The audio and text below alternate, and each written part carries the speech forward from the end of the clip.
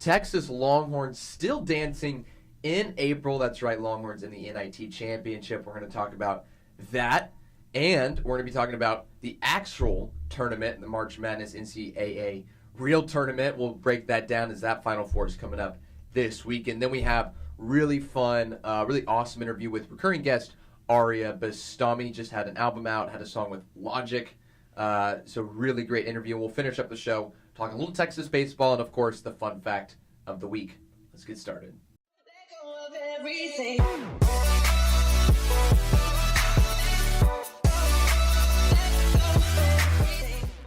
All right, welcome in to the Thomas Fitch Show, presented by 1-0 Sports. I'm your host, Thomas Fitch.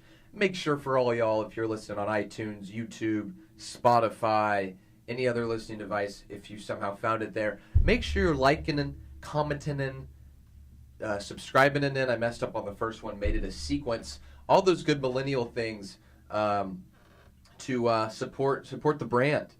So let's start off with the first biggest topic, maybe. Not really. But Texas Longhorns still dancing in April. As I've said, they're in the NIT Championship. They'll be facing up against the Lipscomb. Actually forgot to look up whatever the nickname of Lipscomb is. Honestly, wouldn't be surprised if Lipscomb was literally just Lipscomb, didn't even have a mascot. They'll be facing off against them Thursday night. And, honestly, this whole tournament, especially first couple rounds against South Dakota State and then Xavier, my thought process was, you know what? Let's just get this season over with. It was not a good season. I'm ready for it to be over. Just lose. I was ready for Texas to lose, get out of the tournament. But then they started winning.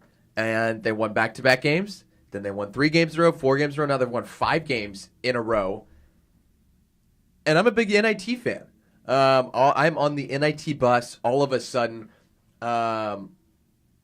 It still isn't pretty basketball to watch. I mean, the game yesterday against TCU, pretty ugly.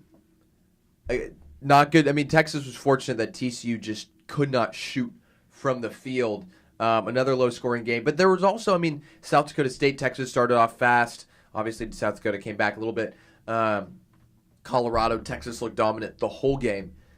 So we're seeing better basketball out of Texas. Still not great. But with this tournament, I at this point, I'm kind of really having to eat my words because, I think one of my podcasts, a couple podcasts ago, was titled Shaka Good Is Gone.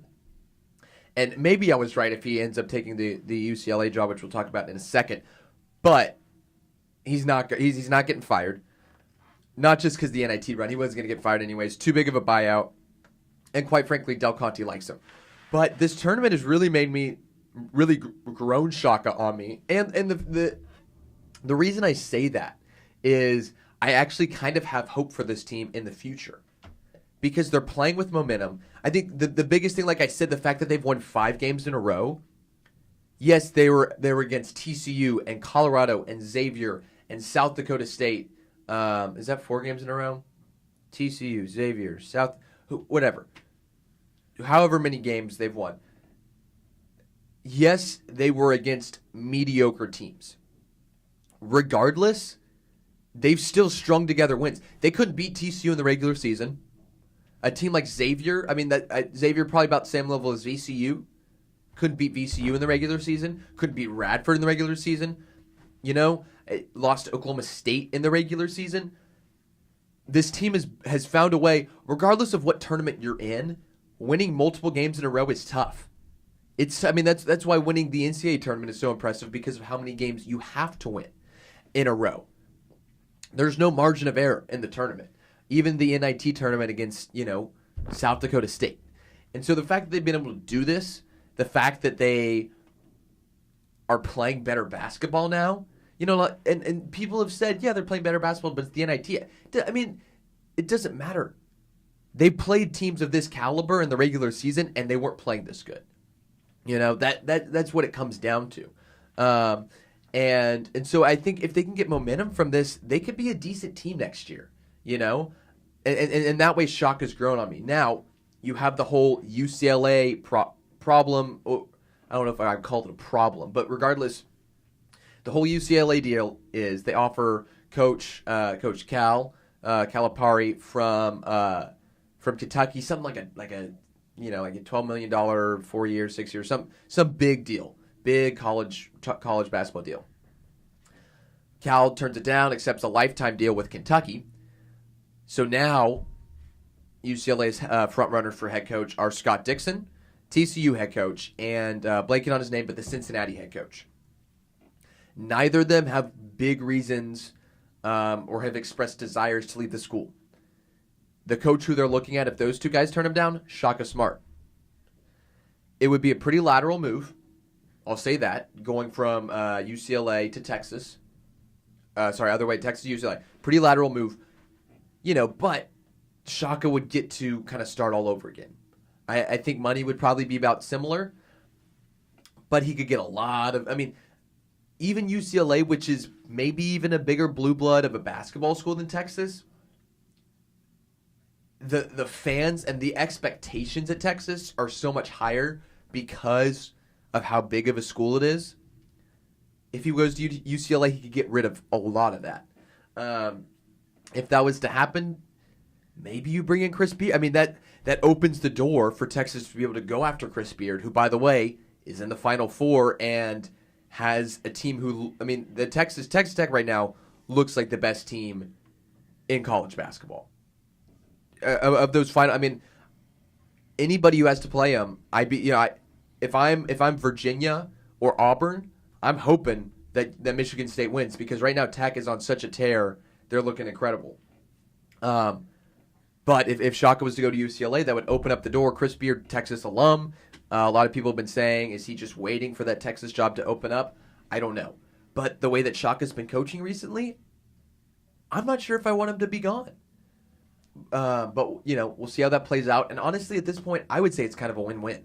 Either you have Shaka coaching a team that is showing a lot of improvement and has gained a lot of momentum from the NIT, whether they win or lose, or you have Chris Beard, who has a team in the Final Four, knows how to recruit in the state of Texas, and is clearly a great coach. So regardless, it's a win-win situation. Let's talk about March Madness real briefly. And the reason that I'm saying let's do this real briefly is because it's kind of been, I don't want to say a down year, but we haven't had as much drama as in the past. Not just because of how chalk it was. You look at the Sweet 16, there were two underdogs in the Sweet 16. One of them was Oregon, who's a 12 seed, but they were like 2-point underdog against Wisconsin in the first round. And, you look at the other 4-13 matchup was Kansas State, UC Irvine, and Kansas State was without their star players. So Oregon was, them making it out of that little grouping was not a surprise. And then Auburn, who was just a 5 seed, 5 over a 4. That's not a big upset either. So you have a super chalk Sweet 16, but more than that, there was so many blowouts. And even if it wasn't a blowout, maybe it was a 2-3 point game. But until there was a LSU had the go ahead layup against Maryland in the round of 32. And then Virginia had the buzzer beating floater shot to tie it into overtime. Beat Purdue, and also the Purdue-Tennessee game the week before went to overtime. But other than that, there haven't been a lot of close games. Which, when you go into March Madness, the first weekend is fun because you get to watch your bracket, but your bracket's it's gonna get busted. And so then once your bracket gets busted, you just want close games. Nobody wants to see, say you pick, like I had Florida State beating Gonzaga.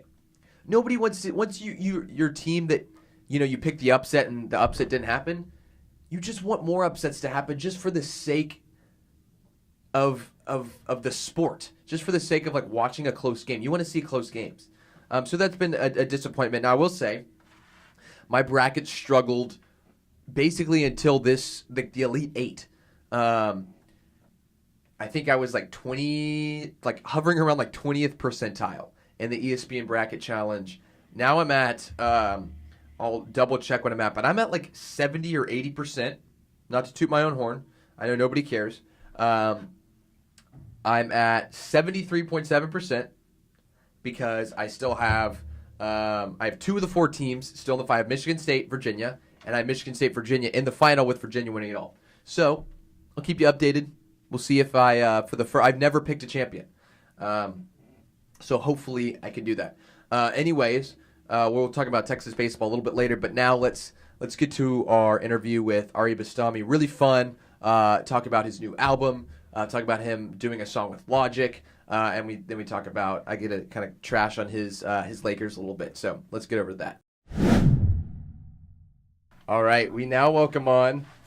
I'm here. Celebrity guest. We're back, baby. Celebrity guest. I know you hate when I say that, but celebrity recurring guest. Yes, recurring Ariea Bastami. Yes, sir. Got a lot to get to. Yeah. A lot of stuff happened since last time you were on the show in November. Yes. We're going to get to the Logic stuff Perfect. in a little bit, but let's start off with the album. Yes. Dropped last week. Last week. On this day, yeah. Talk about it because it's incredible. Thank you, man. I released my album called Keep Dreaming. I didn't want to call it an album for like the longest time. I was like, oh, it's just an EP or it's just a mixtape. But it got to the extent like we have an interlude on it, and there's a skit on it. So and it's 10 tracks. So thank you. But it eventually turned into an album, and it's titled Keep Dreaming because it's like it's a body of work that basically just engulfs everyone who's kept this dream alive for me and like my mindset throughout all of it and how it's all played out to this point. So really proud of it, and I'm glad like it's been received really well. It's streaming really well on Apple Music. Anybody on Spotify, stream the album. It's not streaming as well on Spotify. That's why I'm doing it. Which is so crazy because like I've heard from everybody, like Spotify, a lot more people stream on Spotify. Right. But my Apple Music streams are through the roof. Spotify is still doing well. It's just like... It's not as much as that. As I would expect, because there's so many people that use it. But I got to start just having it on repeat. My guy, I've been doing it too. I got a Spotify subscription to please tell me you just play it like you have like a computer where it's just playing like... No, but I should do that. No, I should do that. Okay, so one thing that I really like about the album that I was like... More than the other album, I was like, well, this is legit, is the flow. Thanks, man. Every song flows. Yeah, it goes into the next one. Yeah. How hard is that to do? So that was something Zane and I, more specifically Zane, sat down and like did. And it isn't necessarily hard if you're like extremely creative like Zane is. Right. Like for you and I, like when Zane showed me some of the transitions, and shout out to Zane, the Carter Stew. He's got his project coming out next Wednesday. Oh, that's right. I believe so. Yeah, next Wednesday. But a lot of the transitions, like it would either be from the song, we'd either slow it down, reverse it, or pitch it in a different like tone, so that way, or a different octave, so that way, like it would be either the song that comes ahead of it, we would pitch down and then put it at the end of the song that it would lead into, so that way it all fit. But it's not that hard to do. There were a couple of transitions where I had done. It's not bad, but it is like it makes all the difference because without it, like our first draft of the project, it was completely without it. I had it all without transitions. Wow. And then we added the transitions, and it just sounded completely different.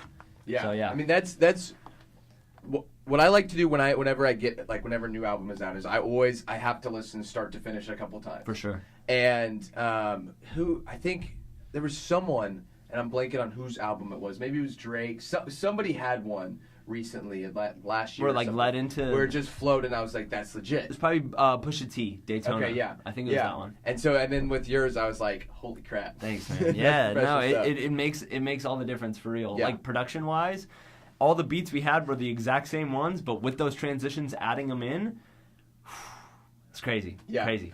Yeah. So when did you start on the album? How long did it take start to finish? Honestly, a bulk of the album came in like the last 2 weeks. Wow. I'm not even kidding. A bulk of the album, I would say like maybe 5, 6 out of 10 songs came in the last 2-3 weeks of finishing it. But I started recording probably in January. The first track I had ever done was Hope Litzel Park for the project. And then that was supposed to be the intro track. So it was track 7 now, but it was supposed to be track 1. And then I just kept adding and writing tracks. Yeah. And the project, I'm literally telling you this, man. Like from the bottom of my heart, it was supposed to be 5 songs.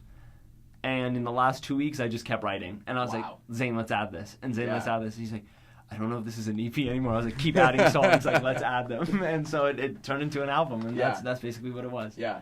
What of those 10 songs? Which one or which ones are your favorite? Oh my god! So I know. It's such a hard question because like for me, there's so many different tonal shifts in the album. Right. That's like it's hard for me to like sit down and tell you what my favorite one was. However, I'd have to say with the last second additions that I added to the track, I'd say Identities, because it starts off with like, thank you, man. It starts off with like just like me talking about a bunch of stuff I don't rap about. Yeah. You know, all of these like derogatory, like very bad, but like cliche hip hop things that you'll hear people think about hip hop with, and then the beat switch goes into a very introspective kind of like melodic song that you wouldn't expect, but it's like Identities is the juxtaposition between like my two poles in hip hop. Like which one do I choose? Like what's my identity in this realm of music? Yeah, I love that. Thanks, man. Yeah, that's probably my favorite. That one or Paranoid in LA. But I love every song. Like I wrote every song with a place of love. So it's like I love every track. But if I had to pick one, probably that one. Okay. Yeah, I think Identities was good. I love that one. Keep Dreaming with Carter Sue. He kills it, man. He killed it. Yeah. Y'all too. I don't know. Y'all just work really well together. I agree. Yeah. I agree. Yeah. No. He's fantastic. His voice is so powerful, and then like, just like his energy's so high up there that anytime we do a track together, I'm like, I gotta match it. I gotta try my best. So yeah. No. He and I work great together. He's fantastic. Yeah. And then the what is that? The Kevin Systrom skit and then into Mirrors. It was like funny, and then Mirrors, I'm like, yo, like this is legit. Like, Mirrors so obsessed with social media for sure. And Mirrors is one of the other songs. Like I love that song too, man. Like that was one of the songs. I think that was the last song I recorded and put on the project. Yeah. That and Kevin Systrom skit. And so those were the last two things that I put on the project, and it was really fun to do because it's like I reflected on myself. I was like, damn, like I'm on Instagram all the time, just like looking at how I can change my perception. Like this is how I look. Like, and so we live in these in this like society of like altered mirrors. Like we look at ourselves in this lens that we shouldn't, and we should just look at ourselves for who we are, and that's beautiful. But it's that was a song that I really loved recording, and it's like it's a cool little message too. Yeah. The Kevin Systrom the skit. Yeah. The high pitch. Who were those high pitched? All three voices were me. I was hoping. I was like, please say that was you. Yeah, they were all me, man. It was horrible to record because I felt really awkward, and so like we're sitting there, and I'm like, no, you shut up. No, you shut up. And I'm just like, all right, now pause the song and then let's re-record. So it was really awkward to do. Did you do it in like a same like normal voice and then you turned it or would like? No, I did everything in a normal voice and then pitched it after. So it was literally when I was doing like the no, you shut up. No, you shut up. It was just like me saying it to myself. Oh, that's We have a lot of people saying City of Roses is fire. That's true. Hey, City of Roses is a good song, man. Shout out to Keon for the beat. Okay, Robert was asking who produced it. Yeah, so one of my good friends, he's also Persian. He goes to UT, and he produces. He makes music, but I found out about him. He had reached out to me, and he's like, "Yo, like, I make music as well. Here's a couple of my beats that I really like. Just messed around with, and one of them was City of Roses." Yeah. And I was like, it was like a 30-second snippet. Yeah. I was like, dude, send me the full version of that beat, please. And so he did, and I literally recorded the same night. Yeah, City of Roses is one of the earlier tracks I did for the project too, and it was that song is really fun. It's a really fun song. So I'm gonna see if I can phrase this question right, but like, who like when you're going to like do different songs, are there certain people who are like, oh, I heard this song by like Kendrick or J. Cole or whatever, and like certain different like things that they do that influence certain songs you do? Like I know like on my podcast I have segments I'm like, oh, I like that, I'm gonna use some of what they do. Yeah. And then like did you feel like you do that, or is it more just like trying to not just start from scratch? Honestly, like it'll be usually from however the beat is. So it's the production that I like pay attention to first and foremost. So like whatever the beat is, I'll try and evoke, because like I think music, obviously music evokes emotion. So like production does that. And so I'm thinking however the beat sounds. For example, like the beat on Mirrors, I'm not gonna go in there like I want all the money, I want to because like that's not the same kind of track for it. So the beat is the first thing that I'll really pay attention to, and then I'll just start writing from there.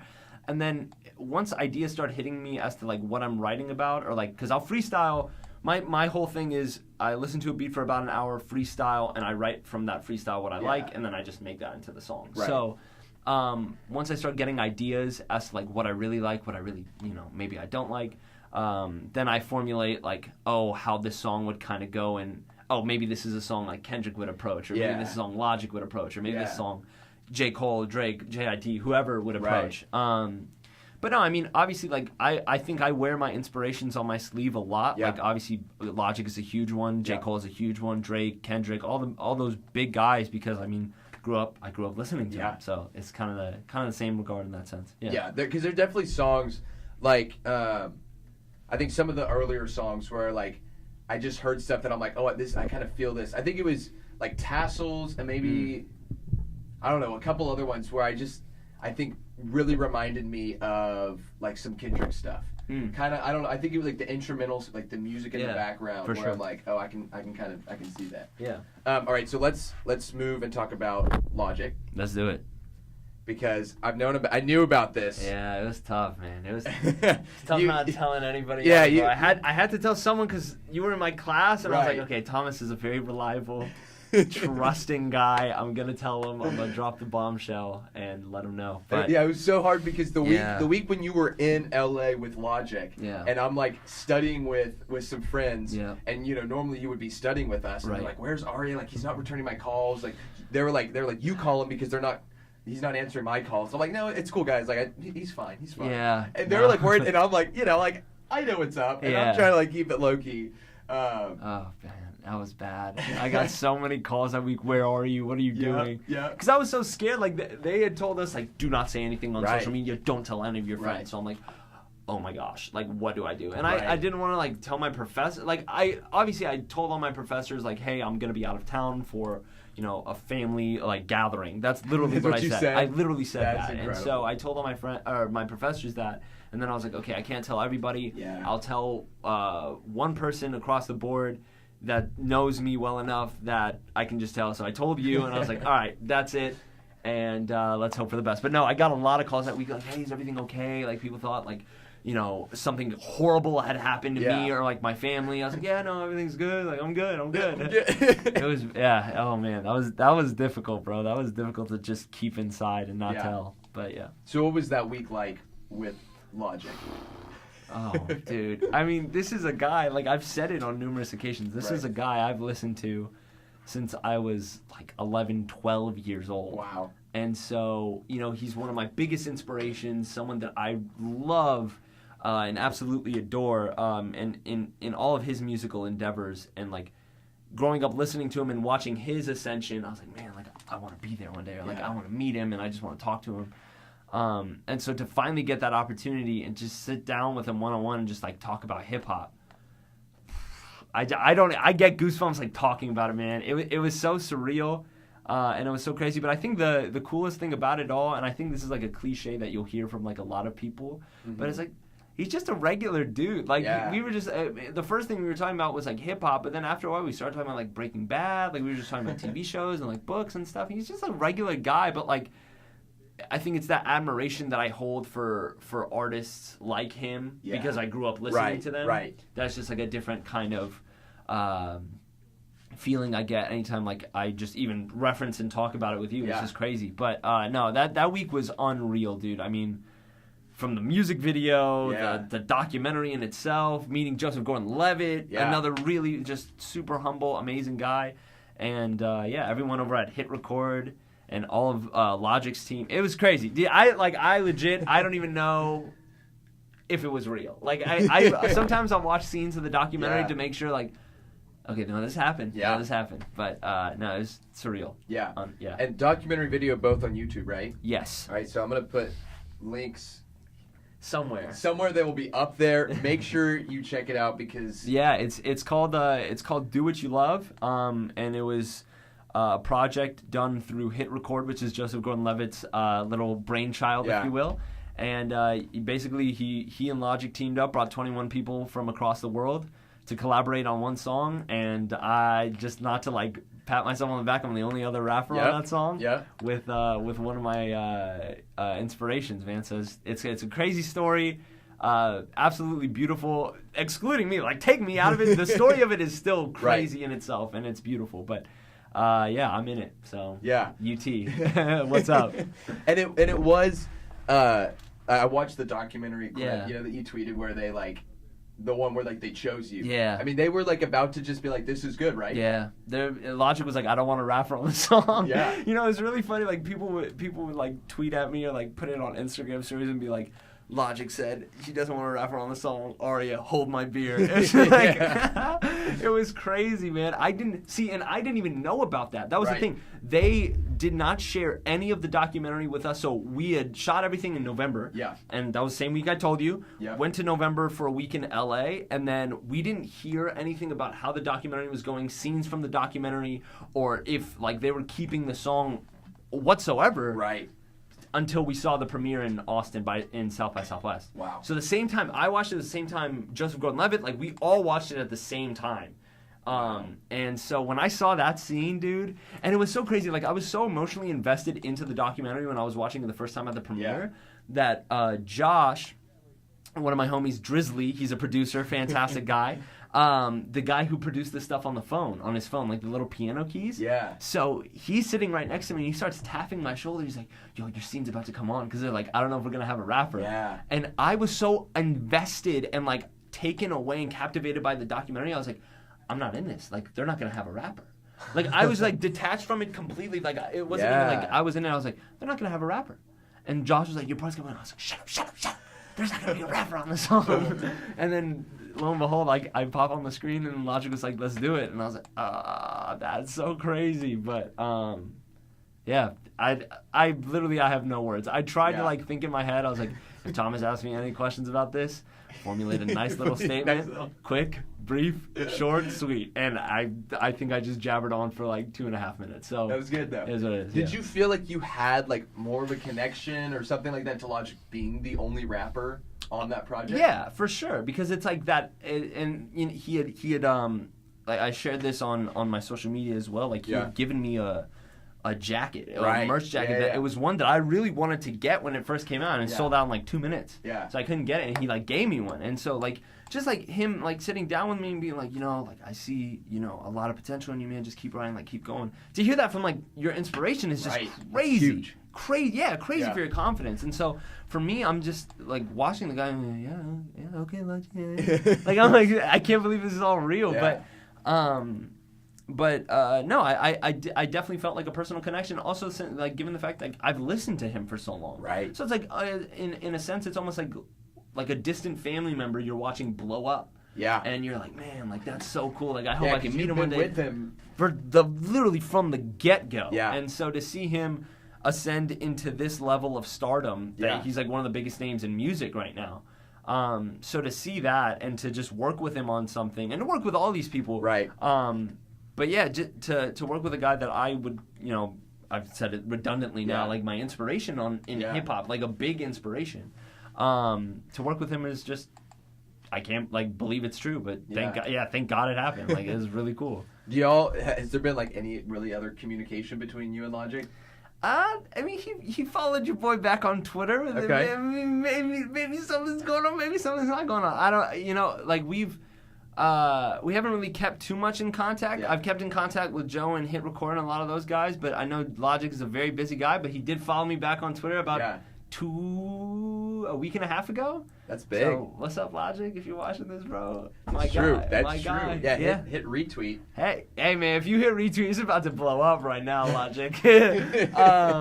But yeah, no. So hopefully something will come about it. But if not, man, just the experience in itself was. I mean, that's that's respect enough, admiration enough that I didn't even need. Oh, my bad. I didn't even need. But the fact that they had given me that opportunity is just unreal. So glad that I got that for sure. All right, so I want to talk about. We'll switch from the Logic stuff. So I always whenever I introduce you in this show, I'm always like celebrity guest, and you're always like nah. But like you're a minor celebrity on campus. Oh my gosh. And but for real, we're talking the other day. We're just hanging out outside of class, and some random girl comes up to you and like wanted to take a picture. Yeah. And I'll see people tweeting like, I saw Ariea today, but I was too nervous to go up and say yeah, hi. I'll see that too. I'm like, man, you have Like, come listen, on. yeah, y'all have nothing. You know me personally. Y'all have nothing to be nervous about, bro. I'm chilling. I've heard from people, like people have stopped me and stuff, and they're like, oh man, I was so scared to say hi to you, and like you just have this like really like smug face. I'm like, what a backhanded compliment. Like, this is how I look. I'm literally wearing headphones on my way to walking the class. This is how I look. I'm gonna look at this. I'm gonna look at this right here. I don't see anything intimidating. It's normal. Yeah, it's a normal face. It's not like I'm looking like this or anything, or like I'm like ominously like looking at you. I'm just looking regularly. I'm walking, but no. I mean, I think of it as this, and I've said it on plenty of occasions before. Like if people are like, oh yeah, celebrity or all this stuff, it's like, man, I'm gonna say this. I think everybody is talented in their own regard. Right. No matter like this is crazy that you're so smooth and just like very poised.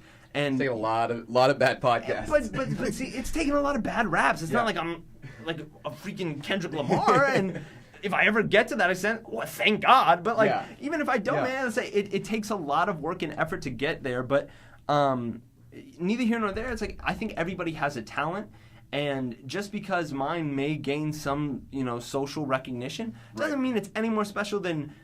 Like someone doing accounting, like I cannot do accounting. So someone doing thank you. So someone doing accounting, I'm like, dang, like that's so crazy. Yeah. But no, that's why I never really play into like the whole like celebrity like stardom thing, because it's like it is what it is, man. We're all people. We all came into this earth. We all eat. We all sleep. So I'm chilling. And if anyone wants to come say what's up to me, I promise you, I'm not gonna be like get away with no pictures. Like I'm not gonna. What the heck? But no, hopefully if it continues to grow onward from this moment, I've been so grateful for everything that's happened to here. Yeah. But if it goes past this, then I guarantee you one thing and one thing only, I will do my very, very, very best to remind everybody that they're talented in something. Yeah. Because it's just like, just because I can put words together doesn't make me any more special. So that's how it really is. What I will say, one difference it does create for you, like you versus me. When I put out a video, there's like 2 retweets. One's from One of Them Sports, and no comments. But like, here's where I'm going. You get a lot of hate. Mm-hmm. Oh, for sure, oh, man. Which is dumb. But like, that's what comes with it. Yeah. But like, that baffles me just about as much as the people who are like, I'm so nervous, because it's like, I get some of the OU hate when you put the diss track like that. It's team rivalry, like if there was an OU rapper and he said like which I was really hoping there would be. Man, if there's a rapper from OU, any of these cameras, please, man, do it, man. It'd be super fun. Like it'd be really cool. I'm chilling over here. For the culture. Yeah, for the culture, man. That's why I did the diss track in the first place. Like. Yeah, I'm going at some players, but it's like players I don't really know too well. Like, yes, I know your stat lines, and like I can talk about that, or like I can talk about history. But like I primarily the reason I released it, I was like, I hope some kid from OU just like fires back. Like that'd be really cool. Well, didn't Kyler Murray he liked it? Or retweeted it? No, it was Marquise Brown. Yes. It was Marquise Brown That's right. It's Hollywood Brown. Brown. And when he did, I was terrified. Like I'm just gonna say this right now. I was like, you walked into class. He's like, he just liked it. He retweeted. What's going on? Because he liked it simultaneously. Like I was like, oh my gosh, he just liked it. Oh my gosh, he just retweeted it.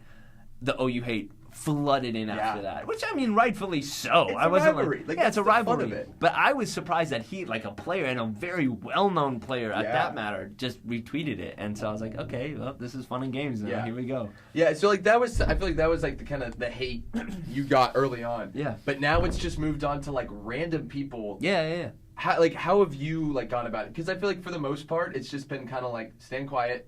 Letting your mom do it. My mom could take care of it. But no, I think at first, like when I first started getting a little bit of hate on releasing like Twitter raps or even videos or songs, when I first started getting hate, I was very confused by it because I was like, man, y'all don't even know me. Like, I'm not a bad dude. Like, if I was a bad guy and I said something horrible, okay, maybe, but like...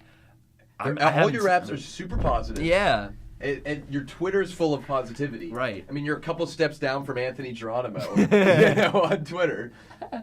But yeah, that's what I'm saying. So at first I was very perplexed by it. Like, confusion turned into frustration because I was like, why are you guys like spending all this time like coming at me? Like I haven't done anything to y'all. But then I like as the hate progressed, like, it wasn't anything that, like, deterred me. It became something for me that I was like, you know what, it is what it is. Music is, just like anything in this life, is very subjective. There's going to be people that love you. There's going to be people that hate you, and you can't control that. So once I started taking the mentality of, like, this is out of my control, I'll always have people that love me. And as long as, like, people like you, people like my family, my friends, people that are close with me, as long as y'all know who I am as a person, I could care less what XYZ says on Twitter. So it is what it is to me. But honestly, sometimes, man, I will say this, like, that since, like, you know, as more notoriety has come, more hate has come. But sometimes, man, people are creative, bro. Like, I'm not even gonna lie. There's some creative haters on Twitter, and I give nothing but props. Sometimes I'll favorite them. Like, I like to be playful. The best way to handle it. Yeah, for sure. Like, I'm not gonna be like, oh, you know what? You know, I hope you break your leg. Like, what am I gonna do? But nah, sometimes you just gotta have fun with it, man. Yeah. You live YOLO. You only live life once, baby.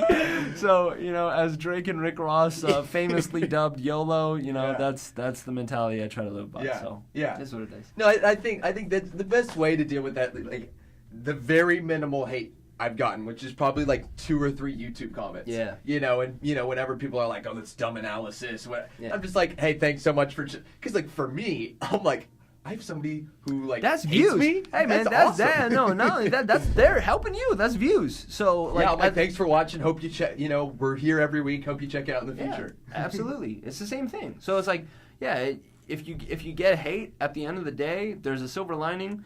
And I think one of the biggest ones is that you do get some sense of publicity behind it. So it's like people will look at you. As long as you know you're a good person, the hate should not affect you. No. Like, at the end of the day, clearly everyone handles things differently, and I understand that. But, like, as long as you know you're a good guy, XYZ can say whatever they want. Right. I'm chilling. Y'all just gave me views. Thank you. So it's like, it is, it's all good. All right, let's talk some sports. Let's do it. Let's start off with your Lakers. Man, I didn't know what you were going to start with. Oh, I have to start off with this dumpster fire. Oh, it has been a dumpster fire. When I saw LeBron's done for the season. When I saw LeBron bounce pass a ball to a camera light, knock it over completely, and show no remorse, that's the symbolic representation of the Lakers season. And the whole, like, don't get up, your brother will come pick you up, and no one is picking anybody up on the Lakers anymore. I know. I mean, it's tough, especially last night. Shout out to Russell Westbrook, 2020 on my Lakers. That was a beautifully played, beautifully played basketball game, Russ. Lakers looked horrible. Yeah. So it's like, it is, I mean, it's bad. But I'm still hopeful. Yeah. Got LeBron for 3 more years now. Right. You think... I mean, obviously, we don't exactly know who, but we have, you know, maybe Anthony. There are going to be some more big names in LA, regardless. But is that enough, or is like, because obviously LeBron, his attitude has not been where it's been poor. For him. Mm-hmm. You know, do you think that'll change if he gets some players, or is it? Yeah, easily. I mean, it's the same mentality. Like, I think for LeBron, I think honestly, what it is. Someone goes, "What about them Raiders?" Hey, AV baby, please take us to the promised land. Anyways, we gave up so much. But I'll say this. I think with LeBron especially. And, you know, in the final stretch of the season when he's out indefinitely now, but I think he's saving himself. He's saving the body, getting ready for next season. I think his mentality switch, I'd probably say a little bit after the All-Star break when Lakers started plummeting down into the rankings, in the Western Conference rankings. And I think the biggest acquisition that the Lakers, in my opinion, should get is a perennial shooter and wing defender, and I don't think you get anything better than Klay Thompson on the market. So I think that's the biggest guy they need. Look, I get it. JaVale McGee was a Shaqtin' a Fool, you know, king, but he's had a great resurgence, especially when he started playing for the Warriors, and now with the Lakers, he's had a fantastic resurgence. Kyle Kuzma is a lethal scorer. You know, Lonzo, I think he's a great stat filler, and maybe if he becomes a little bit more aggressive, then, you know, that threat really does come into fruition. And Bron is Bron, so if they can get, one, maybe two, and they do have the room for two more pieces, big pieces. Right. I think the Lakers are fine. And I'd say they're a team that in the West could easily, they could go from the 1 to 4 seed. Yeah. And they can make their way to the Western Conference Finals. I genuinely believe that. It all depends on like LeBron's longevity in the regular season, no matter who we get or who the Lakers get. And honestly, him, I don't. They said that the Lakers had to convince LeBron. Who knows? But like, for him sitting out the rest of the season, I think long term, I think that will be good for him. Yeah, easily. But his attitude really post All-Star break. How does that affect his legacy? Because like before that, like. I had always hated him when he went to Miami, and like, because he was hateable at that point. And then he kind of grew on me, like he's done a lot of good things, like in the community in Cleveland. He has that school, like, and so he kind of grew up. But then this season, kind of seeing him kind of give up. Yeah. Look, as a Lakers fan, I don't know how you want me to answer this question without saying be saving himself for next season. I got a PR flipping on you, but in regards to legacy, I do say it's a little bit tough because you look at guys and he's always in like LeBron. For how fantastic of a player he's gonna go down as one of the greats, and like obviously people will argue he's the greatest of all time now. Right. Shout out Nick Kuholtz, but you're wrong, but like. Correct. This is the thing, because it's like when you have these narratives about LeBron and his persona at times when things aren't really going and boding well, that's the biggest knock on him that I think people can really have. And so he fuels it a little bit by doing that. However, I do think if you win, people shut up. Like that's what it is. So if he comes back and he plays phenomenally as he usually does, and the Lakers go into a playoff run that they can get to the semis and to the Western Conference Finals, and hopefully, in my biased opinion, the finals. Then no one really remembers it as much. Right. But that's the thing. People will always bring that up. Oh, Kobe played with a broken hand, or Jordan had the flu game, or what did LeBron do? Oh, LeBron cramped. Like that's what people always say. I remember when he was in Miami and he had the whole cramping thing. Oh yeah. And people were like, oh, what? LeBron always cramps. He chokes and he cramps. And then he started winning games, and so I don't know. I think winning shuts people up, but. Yeah. We'll have to see. But I understand the knock on him for that. Like I only understand it because I put the other greats in perspective. Right. And that's all it is. Yeah. So 3 years left after this with the Lakers. Do you think he stays? Or is he like I think on a 3-year plan? I think he's 3 years and he retires, man, because he's planted so many seeds. You think because at that point, he said he'd love to play with Bronny Jr. I think if he does that whole years. Like Ken Griffey and with his dad. At that point, he'd be playing like Vince Carter minutes. Yeah. And like I think that's all gonna be on how he, because he says that now, and like obviously it's easy to say now versus when you're so dominant, and like who knows, you can get an injury at any moment. Now, knock on wood, I hope no one in the NBA ever gets an injury, but that's what happens. Like it's sports and it's athletics. So. I think personally, after these 3 years, because he's planted so many seeds in the business and media realm with all the stuff he's doing in those fields, I think he's done after 3 years. However, if he waits for Bronny Jr. and Bronny Jr. gets to the NBA and they have a chance to play on the same team, would that be really cool to see, Bronny Jr. throw a lob up to his dad, and his dad one last dunk, boom. Like I promise, I never witness all that stuff. Yeah, that'd be cool, but I don't know how that is gonna affect his body, because everybody's body is accelerated in deteriorating when you're in athletics like that. Yeah. And when you're playing a career as coveted and as long as LeBron's, who knows what he spends over $1 million on personal betterment every season. Yeah. And so I don't know. He's done a good job to stay healthy. Yeah, fantastic job. But you look at the guys who've lasted the longest, and most notably it's the big three for the Spurs. You look at Tim Duncan, Manu, both going to 40 plus. Tony's still playing.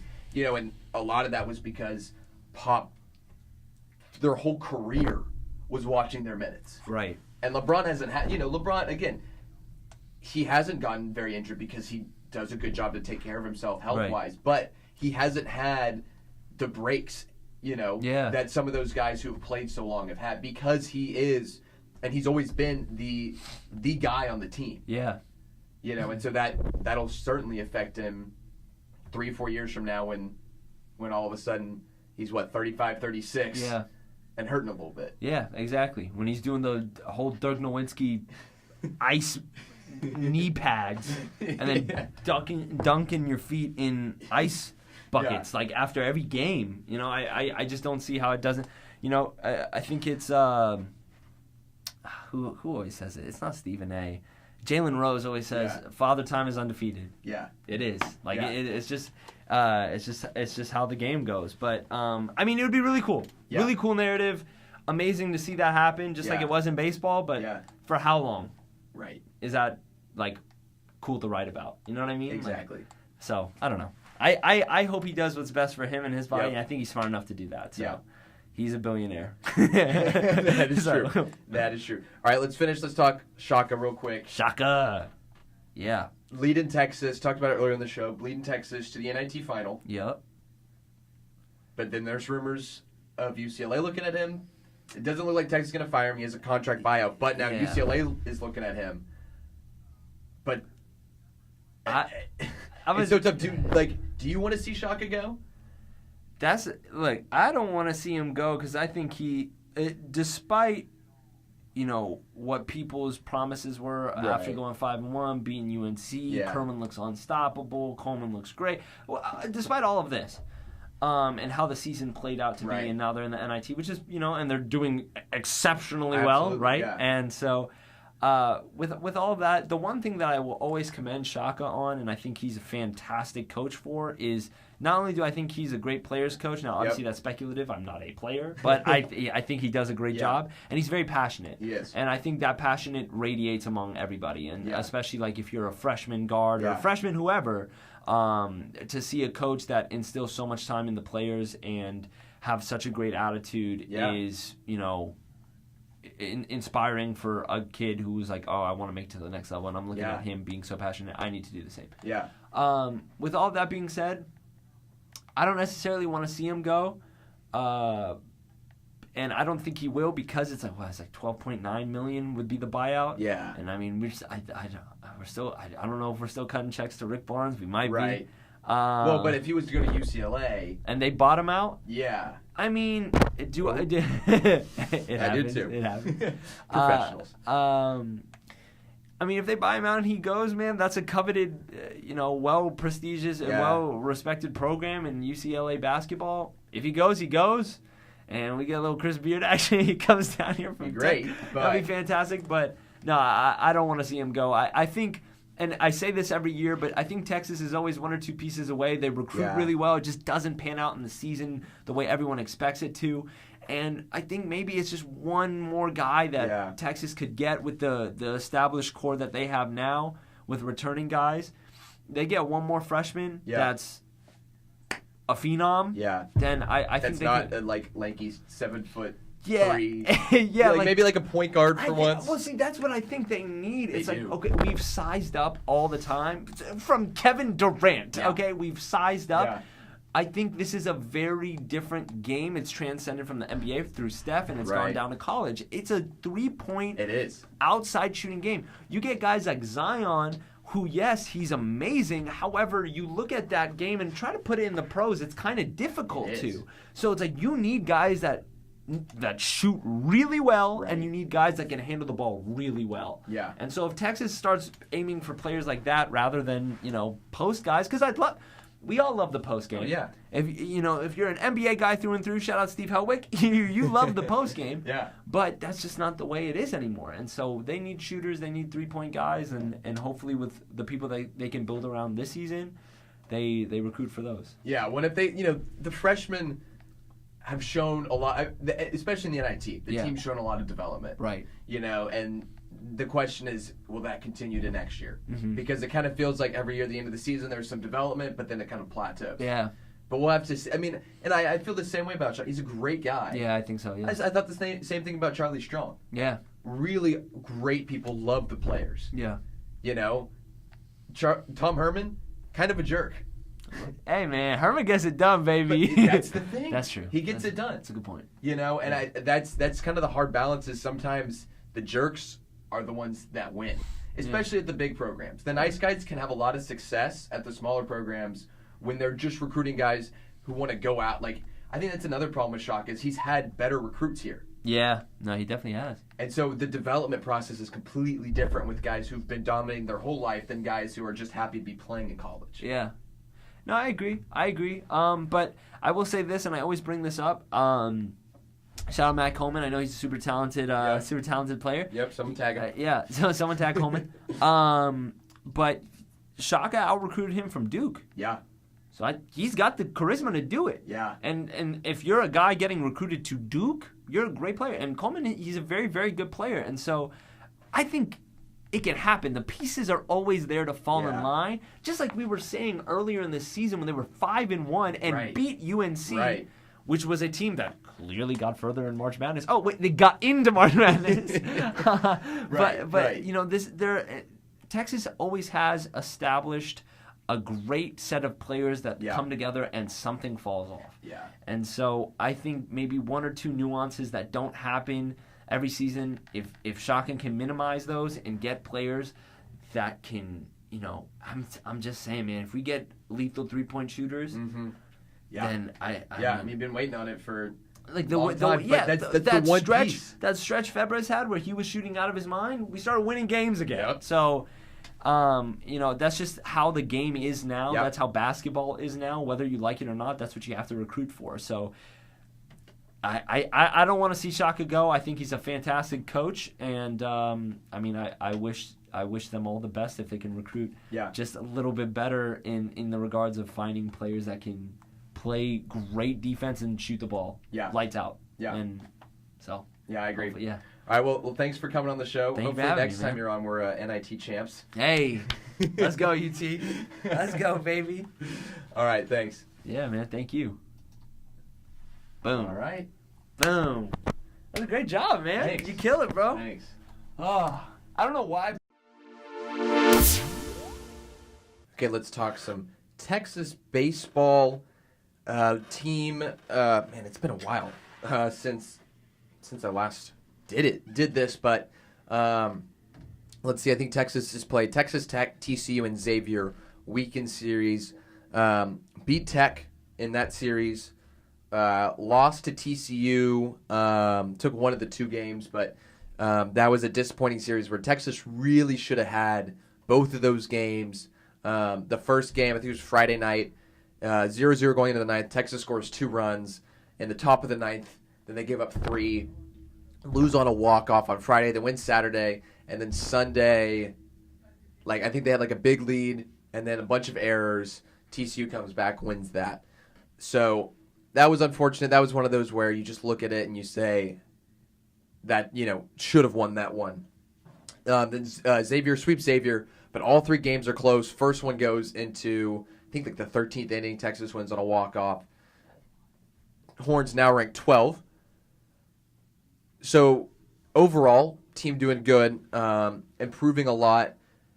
Where the struggles are the midweek games. They lost to Incarnate Word last week.